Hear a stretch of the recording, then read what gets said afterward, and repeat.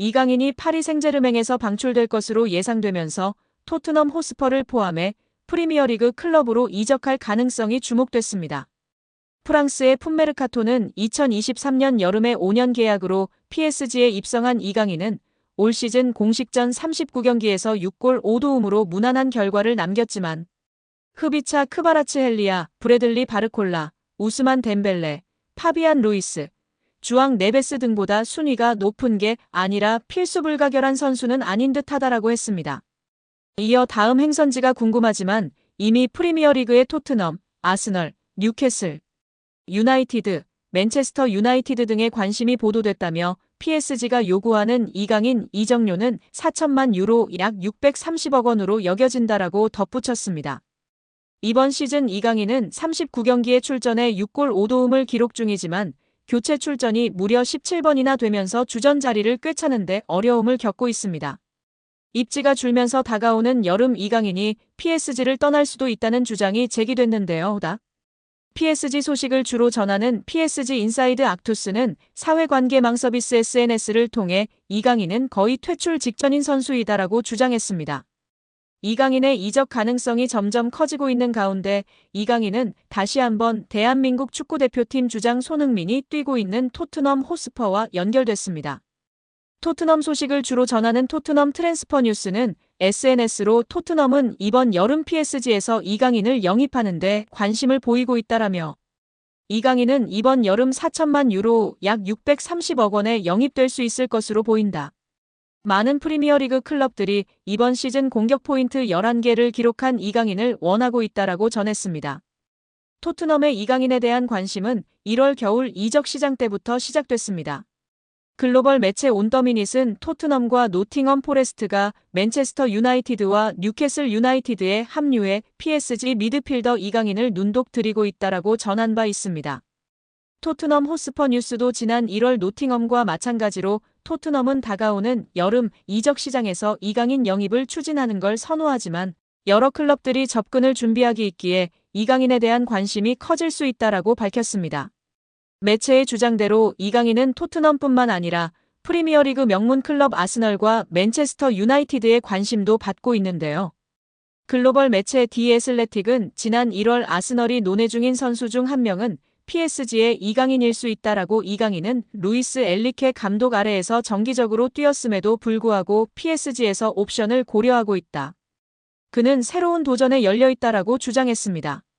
이어 PSG는 이강인 매각을 적극적으로 추진하지 않고 있으며 경기장 안팎에서 이강인을 높게 평가하고 있다라며 이강인은 아시아 시장에서 큰 영향을 미치고 있다. 영입을 위해선 2023년 마요르카에서 이강인을 영입하기 위해 지불한 2,200만 유로 약 332억 원의 최소 2배 이상인 이적료 필요하다라고 덧붙였습니다. 영국 매체 기브미 스포츠는 1월 겨울 이적 시장 때 맨유는 마커스 래시포드를 대체할 수 있는 뛰어난 플레이메이커인 이강인 영입을 원한다라며 맨유가 이강인을 노리고 있다고 밝혔습니다. 매체는 맨유는 1월 이적 시장 기간 동안 PSG의 공격수 이강인을 영입하고 싶어하는 프리미어리그의 두 구단 중 하나라며 알레한드로 가르나초와 마커스 래시퍼드의 인기가 크게 떨어지면서 후벤 아모림 감독은 새로운 공격 옵션을 찾고 있으며 이강인이 완벽한 선택이 될 수 있다라고 설명했습니다. 더불어 이강인은 진정한 재능이라며 뛰어난 이강인은 PSG에 합류한 이후 다양한 포지션에서 다재다능함을 보여줬다. 그는 공격형 미드필더로 뛸 수 있는 것은 물론 측면에서도 뛸 수 있어 여러 역할을 커버할 수 있기 때문에 아모림 감독의 시스템에 완벽할 것이라고 했습니다. 프리미어리그 팀들의 관심을 받은 이강인은 끝내 PSG에 잔류했지만 상황이 바뀌면서 여름에 출전 시간을 확보하고자 PSG를 떠날 가능성이 떠올랐습니다. 풋메르카토까지 그 가능성을 거론하고 나섰습니다. 한편 프랑스 매체 스포르트 프랑스는 지난달 14일 PSG는 이미 여름 이적 시장을 준비하고 있으며 첫 번째 주요 이적이 진행 중일 수도 있다라며 PSG가 다가오는 여름 이적 시장 때 이강인을 내놓을 준비가 돼 있다고 설명하기도 했습니다. 당시 언론은 이강인은 루이스 엘리케 감독이 정기적으로 활용했지만 클럽은 더 이상 이강인을 원하지 않는 것으로 드러났다라며 이강인은 2025년 여름에 판매될 예정이라 이적 명단에 올랐다라고 밝혔습니다. 그러면서 2023년 2,200만 유로 약 346억 원의 이적료로 PSG에 온 이강인의 현재 가치는 3천만 유로 약 472억 원으로 평가되며 이는 PSG의 큰 재정적 기회이다라며 클럽 재정을 위해 이강인을 여름에 방출해야 한다고 주장했습니다. 이강인 선수가 전반기에는 주전 멤버였으나 흡입차가 온 후로 두 해 선수에게까지 밀리며 주전 경쟁에서 다소 밀리고 있는 모습인데요. 이런 상황이 후반기 내내 지속된다면 이적을 고려해야 하지 않을까 싶습니다. 우리 구독자 여러분들의 생각은 어떠신가요? PSG가 공식 홈페이지를 통해서 루이스 엔리케 감독, 아슈라프 하키미, 비티냐, 누누 멘데스의 재계약을 발표했습니다. PSG는 우리는 엔리케 감독과 2027년까지 계약을 연장했다. 하키미, 비티냐, 멘데스는 2029년까지 재계약을 체결했다고 전했습니다. 이번 재계약으로 PSG는 대부분의 핵심 전력을 2028년 여름까지 보유할 수 있게 됐습니다. 주전급 자원 중에서 2028년 이전에 계약이 종료되는 선수는 2026년에 만료되는 잔루이지 돈나룸마와 2027년에 끝나는 파비앙 루이즈뿐입니다. 두 선수를 제외한 주전급 자원들은 모두 2028년 혹은 2029년까지 PSG 선수로 뜁니다. 이강인은 2028년까지 계약된 선수 중 하나입니다. PSG와 재계약을 체결한 세 선수의 중요성은 말로 다 설명이 불가능할 정도인데요. 풀백의 중요성이 날이 갈수록 중요해지는 현대축구에서 하키미와 멘데스를 잡은 건 매우 크다는 평가입니다. 하키미는 지난 시즌부터 유럽 최고의 풀백으로 인정받고 있으며 멘데스는 부상을 털고 돌아와 PSG의 왼쪽을 탄탄하게 지켜주고 있습니다. 핵심 미드필더인 비티냐도 마찬가지인데요. 현재 비티냐만큼 중원에서 사령관 역할을 해줄 수 있는 선수는 전 세계에 많지 않다는 평가입니다.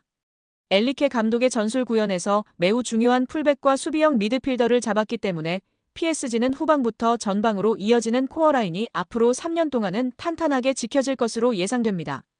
PSG가 가지고 있는 목표는 딱 하나뿐입니다. 이미 프랑스에서는 적수가 없는 PSG이기에 유럽 최정상으로 인정받을 수 있는 유럽축구연맹 챔피언스리그 트로피를 원하고 있습니다. 킬리안 은바페가 레알 마드리드로 떠나면서 슈퍼스타는 잃었지만 PSG는 이제 조직력을 앞세워 UCL 트로피를 노리겠다는 계획입니다. 슈퍼스타 위주의 영입에서 벗어나 팀에 융화되고 조직력을 올려줄 수 있는 어리고 유망한 자원을 집중적으로 영입하는 중입니다. 이강인도 이러한 방향성에서 영입된 선수 중 하나입니다. 핵심 자원들을 모두 붙잡았기 때문에 당분간 PSG는 전력 유출에 대해서 크게 걱정할 거리가 사라졌습니다. B클럽들에게 있어서 핵심 선수 지키기는 매우 스트레스 받는 작업 중 하나지만 PSG는 전력 보강에만 집중할 수 있는 환경을 마련한 셈인데요. 엔리케 감독의 힘을 실어주기 위해서 2027년까지 재계약한 것도 이러한 방향성의 일환입니다. PSG는 여전히 스트라이커 자원이 약하다는 평가를 받지만 엔리케 감독은 제로톱 전술로 밀고 가는 중입니다. 최근에 우스망 덴벨레가 새로운 역할에서 기량이 터지면서 PSG의 걱정을 덜어주고 있습니다. 이강인과 함께 UCL 트로피를 노리려는 PSG의 계획이 차근차근 진행 중입니다.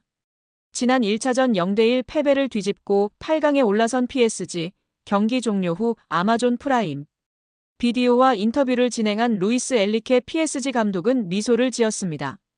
그는 우리가 승리를 거둘 자격이 있었는지는 중요하지 않다. 양팀 모두 8강에 오를 만한 자격이 있었다. 우리는 파리에서 더 좋은 경기를 했고 리버풀은 오늘 더 좋은 모습을 보였다라고 입을 열었습니다. 이어 그는 우리 선수들은 안필드에서 강한 정신력과 캐릭터를 보여줬다. 훌륭한 분위기 속에서 정말 힘든 경기였다라며 선수들을 칭찬했습니다. 또한 우린 우리가 진짜 팀이라는 것을 보여줬다. 이 팀이 전성기에 오른 것일까? 난 이제 시작일 뿐이라고 생각한다라며 리버풀은 매우 강력했으나 돈나룸마의 선방 덕분에 이길 수 있었다라고 이야기했습니다. 이강인이 연장전에서야 뛴 것을 생각할 때 이강인 없이 나서는 팀이 베스트라고 생각하는 듯한 발언이었습니다. 최근 프랑스 현지 다수 언론은 이강인의 팀 내 입지가 크게 줄었다고 일제히 보도했습니다. 해당 보도와 엔리케 감독의 발언을 종합해 생각하면 엔리케가 이강인을 핵심으로 생각하지 않고 있다는 추론이 가능한 상황입니다. 한편 엔리케는 추첨에서 리버풀과 PSG가 맞붙게 됐을 때 양팀 감독 모두 같은 생각을 했을 것이다.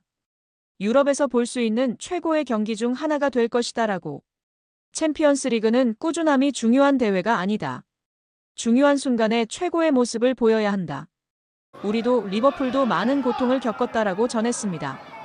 여기에 프랑스 매체 풋메르카토는 PSG는 대단한 성과를 만들었다. 이들은 지난 12일 유럽 축구 연맹 챔피언스리그 16강 2차전에서 리버풀을 1대 0으로 꺾고 승부차기 끝에 8강 진출에 성공했다. 이 2경기 동안 인상적이었던 건 엔리케 감독의 선수들이 보여준 밝은 표정이었다. 엔리케 감독은 최근 몇 달 동안 정기적으로 비판받았다. 다니엘 리올로 언론인도 마찬가지였다. 하지만 리올로는 자신의 의견을 바꾼 거로 보인다고 했습니다. 매체에 따르면 리올로는 자신이 출연하는 프랑스 방송 애프터풋을 통해 천재적인 아이디어는 이제 없다. 모든 것이 명확하다. 엔리케 감독은 심지어 교체도 천천히 한다. 그의 팀은 완성됐다. 이것은 미친 일이라고 했습니다. 리올로는 엔리케 감독의 전술을 두고 천재적인 아이디어라며 우회적으로 비난했는데 이 발언에 대해 철회한 거로 보입니다. 리올로는 이어 PSG가 시작한 방식은 지난주와 같았다. 그전에는 그런 일이 없었다. 매번 이강인이 선발이야라며 선발 명단에 의문부호가 있었다. 1년 반 동안 PSG의 라인업을 맞추는 것이 퍼즐 같았다라며 이제는 고정 베스트 11을 꾸린 PSG가 긍정적인 효과를 보인다고 전망했다. 리올로는 그간 엔리케 감독의 변화무쌍한 선수 기용에 부정적인 시선을 보냈던 거로 잘 알려진 언론인이었습니다. 여기에 이영표 해설위원은 홍명보 감독 전술 부재 능력 부재에 대해 작심 발언을 하며 화제가 되고 있는데요.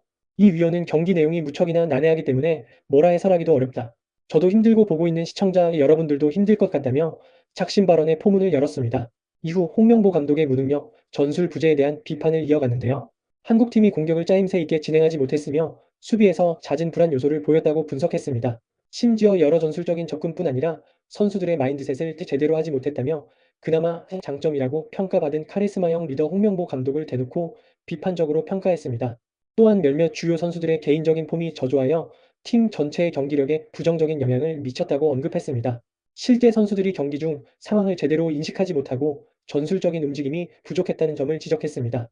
선수들의 폼에 따라 전술을 조정할 필요성을 강조하며 이를 통해 팀의 공격성과 수비력을 동시에 강화할 수 있다고 제안했습니다. 이어 부진한 선수 대신 대체 자원을 적극적으로 활용하여 팀의 유연성을 높이는 것이 중요하다고 언급했습니다. 피파 랭킹 100위를 상대로 비긴 경기력을 보인 감독을 경질하지 않는 건 무능의 극치임을 다시 한번 증명하는 것입니다. 피파 랭킹 100위랑 비기는 감독을 낙하산으로 모셔왔다고 하며 30억이나 주고 있는 슈컵이 참 대단합니다.